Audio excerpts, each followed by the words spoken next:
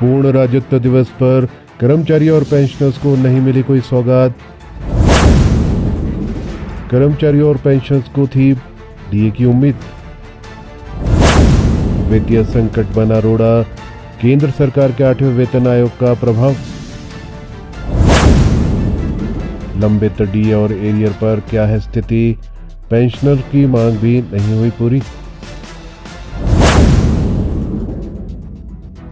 हिमाचल प्रदेश के पूर्ण राज्यत्व दिवस पर राज्य स्तरीय समारोह कांगड़ा जिले के बैजनाथ में आयोजित हुआ। मुख्यमंत्री सुखविंदर सिंह सुक्खू ने इस समारोह की अध्यक्षता की। प्रदेश के 4 लाख से अधिक कर्मचारी और पेंशनर्स इस मौके पर लंबित डीए यानी कि महंगाई भत्ते और एरियर को लेकर बड़ी घोषणा की उम्मीद कर रहे थे, लेकिन उनकी उम्मीदों को झटका लगा। उनकी मांगों पर कोई घोषणा नहीं हुई। आखिर क्यों कर्मचारी और पेंशनर्स को नहीं मिला राज्यत्व दिवस पर कोई तोहफा?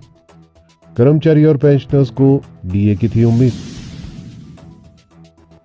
दरअसल कर्मचारी संगठन और पेंशनर्स को उम्मीद थी कि मुख्यमंत्री लंबित 11% डीए और उसके एरियर की अदायगी को लेकर कोई बड़ी घोषणा करेंगे। इससे पहले सरकार ने दिवाली के मौके पर 4% डीए की एक किस्त जारी की थी, लेकिन लंबित डीए और एरियर की अदायगी अब भी बाकी है।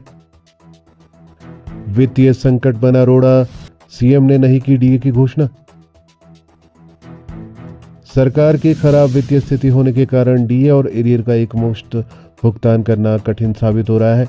समारोह में कोई घोषणा न होने से कर्मचारी और पेंशनर्स में नाराजगी बढ़ गई है। आमतौर पर हर साल पूर्ण राज्यत्व दिवस पर कर्मचारी और पेंशनर्स के लिए कुछ घोषणाएं की जाती है, लेकिन इस बार ऐसा नहीं होने से उन्हें निराशा हुई है। केंद्र सरकार के 8वें वेतन आयोग का भी प्रभाव। विभिन्न कर्मचारी संगठनों ने इस बात पर जोर दिया है कि केंद्र सरकार ने हाल ही में 8वें वेतन आयोग के गठन की घोषणा की है, जिसकी सिफारिशें 1 जनवरी 2026 से लागू होंगी, लेकिन प्रदेश सरकार अभी तक अपने कर्मचारियों को 6ठे वेतन आयोग का एरियर भी नहीं दे पाई है। लंबित डीए और एरियर पर क्या है स्थिति?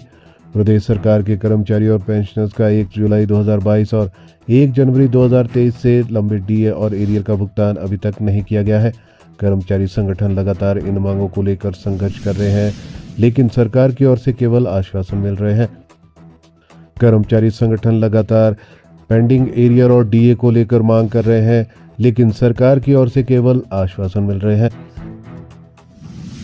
पेंशनर्स की भी मांग नहीं हुई है पूरी। पेंशनरों ने भी सरकार पर अपने लंबित वित्तीय लाभों को लेकर ध्यान न देने का आरोप लगाया है। उनका कहना है कि वह लंबे समय से अपने हक के लिए संघर्ष कर रहे हैं, लेकिन सरकार की ओर से कोई ठोस कदम नहीं उठाए जा रहे हैं।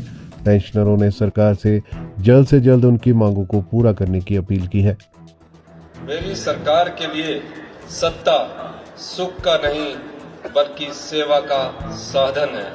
पिछले 2 वर्षों में हमने एक ओर जहां हिमाचल को आत्मनिर्भर और सबसे समृद्धशाली राज्य बनाने की दिशा में समर्पित प्रयास किए हैं, वहीं राजनीतिक और आर्थिक चुनौतियों के साथ साथ इतिहास की सबसे बड़ी प्राकृतिक आपदा का भी मजबूती के साथ सामना किया।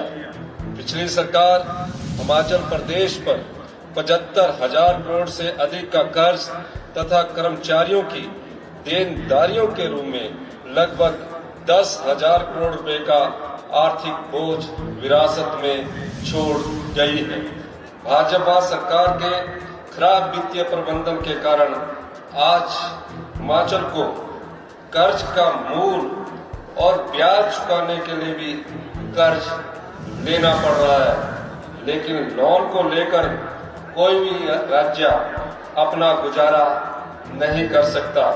इसलिए हम अपने संसाधन जुटाने पर ध्यान केंद्रित कर रहे हैं।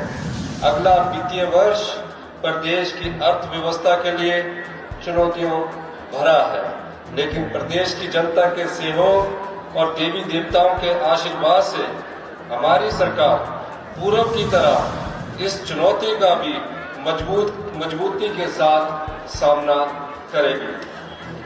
वित्त वर्ष 2021-22 में जब भाजपा की सरकार थी, तब प्रदेश को 10,249 करोड़ रुपए की रेवेन्यू डेफिसिट ग्रांट केंद्र से मिलती थी। 2022-23 में यह ग्रांट 377 करोड़ रुपया रहेगी और इस साल इस ग्रांट में कटौती कर इसे 6,258 करोड़ रुपया कर दिया गया और अगले वित्तीय वर्ष में इसे 3,257 करोड़ रुपए तक सीमित कर दिया है। फिर भी हम सीमित संसाधनों के साथ हिमाचल प्रदेश को विकास के पथ पर आगे ले जाने के लिए वचनबद्ध है। आज से 4 साल पहले पिछली सरकार के समय जो 10,249 करोड़ रुपए की ग्रांट थी, उसे अगले साल के लिए 3,257 करोड़ रुपए करने का मतलब है कि विकास कार्यों के लिए 6,952 करोड़ रुपए कम कर दिए हैं। इतना ही नहीं, केंद्र सरकार ने पोस्ट डिजास्टर नीड असेसमेंट का 9,042 करोड़ रुपया भी अभी तक नहीं दिया है। यह पैसा प्रदेश को वर्ष 2023 में आई आपदा के कारण हुए नुकसान के लिए दिया जाना है। इसकी रिकमेंडेशन भारत सरकार की टीम ने ही की है, लेकिन अभी तक यह पैसा नहीं मिला है। आज हिमाचल प्रदेश के पूर्ण राज्यत्व दिवस के अवसर पर मैं आपको हिमाचल के साथ किए जा रहे अन्याय के बारे में बताना चाहता हूं।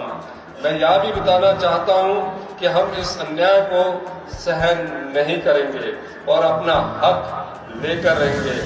हमने रुके हुए विकास कार्यों को फिर से चलाने के लिए लोन लेने का फैसला लिया, क्योंकि विकास कार्यों को रोका जाना गलत है। हमारी सरकार को बने हुए अभी 2 साल हुए हैं, लेकिन परिस्थिति यह है कि पुराने लोन के मूलधन और ब्याज को चुकाने के लिए भी लोन लेना पड़ रहा है। हमने पिछले 2 वित्तीय वर्षों में अब तक 30,080 करोड़ रुपए का लोन लिया है, जिसमें से 18,854 करोड़ रुपया 18,854 करोड़ रुपया, जो कि इस लोन का लगभग 63% है, पिछली सरकार द्वारा लिए गए लोन के मूलधन और उस पर ब्याज को वापस करने में ही देना पड़ा। लेकिन हमने राज्य के अपने संसाधनों को बढ़ाने की भी बात की है, जो कि 1971 में हिमाचल के पूर्ण राज्य बनने के बाद से अब तक किसी सरकार ने नहीं किया।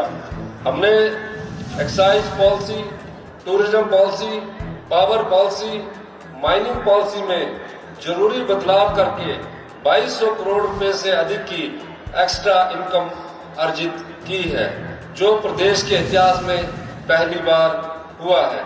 हमने हिमाचल को देश का सबसे समृद्धशाली राज्य बनाने का लक्ष्य रखा है और हम उसी रास्ते पर बढ़ रहे हैं।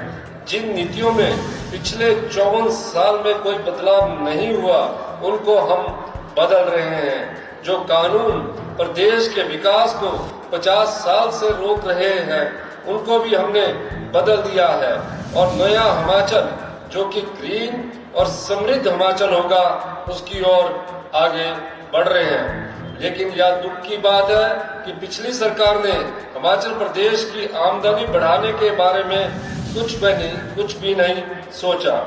हमारी सरकार ने हिमाचल की तस्वीर को व्यवस्था परिवर्तन के माध्यम से बदलने का बड़ा काम शुरू किया है। प्रदेश के हित में पहली बार सरकार ने ऐसे फैसले लिए हैं जिनको आने वाले समय में हिमाचल प्रदेश को देश का सबसे समृद्धशाली राज्य बनाने की दिशा में एक बड़ी पहल के रूप में देखा जाना चाहिए।